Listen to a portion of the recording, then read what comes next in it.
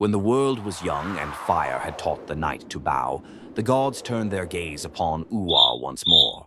The earth was alive, rivers sang, mountains dreamed, yet silence haunted the heavens.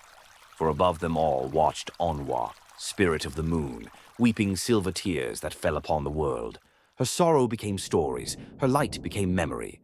Among those who walked beneath her gaze was Ezeonwa, a traveler whose heart bore the weight of many wars. He had seen kingdoms rise and faith crumble like ash, and though he had conquered men, he could not conquer the emptiness within himself.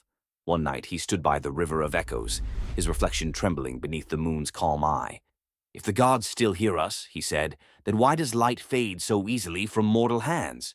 The river rippled, and from its silver skin rose the goddess herself. Her form shimmered like smoke and starlight. "You ask the question even gods fear," she said, "for every light is born with its shadow." In her palm burned an orb of dark and silver flame. "Take this heart of duality," she whispered, "and you shall see what only truth can endure." Ezeonwa took it, and agony became revelation. Ice crawled through his veins. The shadows of his past screamed within him. But through the torment he saw the faces of all he had lost, and their light broke the dark apart. When the frost shattered, he rose transformed, his eyes like twin moons, a crescent mark upon his brow glowing with divine fire.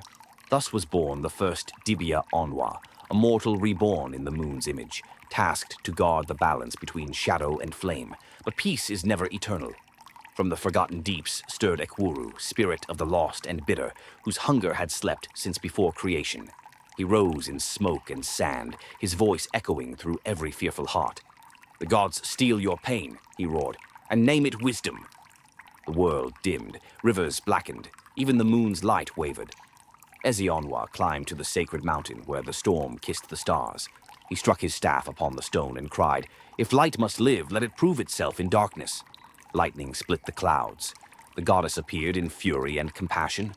"Remember," she warned, "the shadow is not your enemy, it is your mirror." But Ekwuru rose higher still, a tempest of bones and dust. Their battle shook the night. Light and shadow clashed like thunder and flame. Forests bent, mountains trembled. The sky became a wound of silver and black. And in the chaos, Ezeonwa remembered her words. He opened his arms and let the darkness enter. Within that silence, he faced not a monster, but himself. And he forgave it. A burst of white radiance tore the heavens open. The shadow howled, then dissolved into the wind. Peace descended once more. The rivers ran clear, and the moon, once dimmed, shone whole again. Onwa descended, touching his forehead with light. "You have done what gods fear most," she said. "You have embraced the night, and found grace within it." He bowed, and from his staff grew the first shrine of Onwa, a beacon where mortals learned the secret law, that darkness is not evil, only unacknowledged light. And from that day the moon ceased to weep. Her tears became stars, and her song filled the dreams of humankind.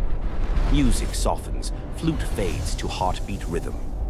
The elders say that when the moonlight touches your face, it is not light alone that you feel, it is a remembrance. For even sorrow can shine, and every soul is a mirror of the moon.